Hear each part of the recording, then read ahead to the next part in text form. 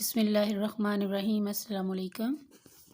آج سے ہم اردو زبان و قواعد کا سلسلہ شروع کر رہے ہیں جو کہ ابتدائی کلاس کے طلباء سے لے کر انٹر کلاس کے طلباء کے لیے مفید ہے۔ تو آئیے ہم آج کا سبق شروع کرتے ہیں۔ اردو زبان و قواعد۔ قواعد کیا ہے؟ قواعد کا مطلب ہے اصول و ضوابط۔ کسی بھی زبان کے اصول و ضوابط ہوتے ہیں جن کی مدد سے وہ زبان بنتی ہے، پروان چڑھتی ہے اور عروج حاصل کرتی ہے۔ انہی اصول و ضوابط کی مدد سے ہم زبان کو سمجھتے ہیں، بولتے ہیں اور لکھتے ہیں۔ آئیے موضوع کی طرف آتے ہیں۔ حرف۔ ہمارے منہ سے نکلنے والی مختلف آوازیں حرف کہلاتی ہیں اور حروف کی منظم صورت کو ہم حروف تہجی کہتے ہیں۔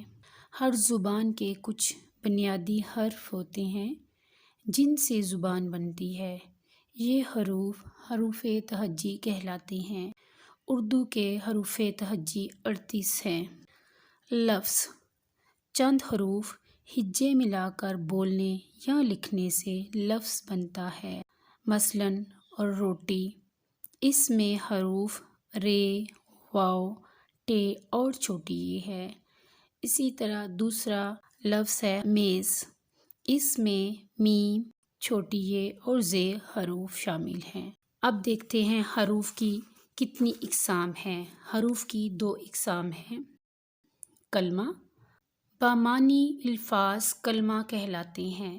جب ہم بامعنی الفاظ بولتے ہیں یعنی وہ الفاظ جو کہ ہمارے روزمرہ زبان میں بولے اور سمجھے جاتے ہیں، انہیں ہم کلمہ کہتے ہیں۔ حرف کی دوسری قسم ہے مہمل۔ بے معنی الفاظ کے مجموعے کو مہمل کہتے ہیں۔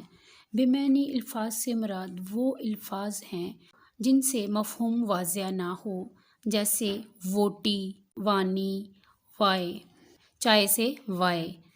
تو یہ وہ الفاظ ہیں جن سے مفہوم جو ہے وہ سمجھ میں نہیں آتا، یہ بے معنی الفاظ ہوتے ہیں۔ جملہ۔ لفظوں کا ایسا مجموعہ جس سے کوئی بات مکمل طور پر سمجھ آ جائے۔ مثلاً اللہ ایک ہے، یہ قرآن مجید ہے۔ جملہ کہتے ہیں۔ جملے کے حصے۔ جملے کے 2 حصے ہوتے ہیں، مسند اور مسند علیہ۔ مسند۔ جملے کا وہ حصہ جس سے یہ ظاہر ہو کہ کسی شخص یا چیز کے متعلق کہا گیا ہے۔ مثلاً کھیل رہا ہے، جا رہا ہے۔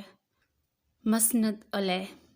جملے کا وہ حصہ جو اس شخص یا چیز کو ظاہر کرے جس کے متعلق کچھ کہا گیا ہے۔